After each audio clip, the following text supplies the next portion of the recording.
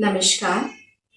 My name is Munmun Singha Chaudhary. I'm the director of Bodoland Training Academy, which is located in Guwahati, Assam. I am here with the good news for the students or applicants of BTR. We have an opening for Guwahati Airport, that is for the airport lounge, and I would like to invite students to join this.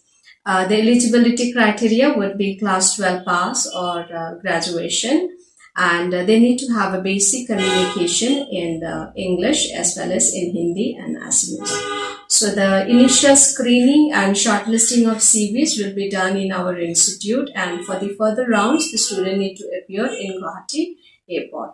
So we invite students for this, as well as we have an opening for 100 women. This is going to be for the women empowerment. So we are calling women also from BTR regions to join us.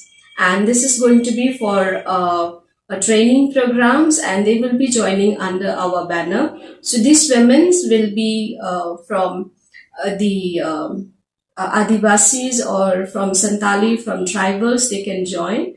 And since it is a women empowerment program, they will be joining under our banner in third party payroll.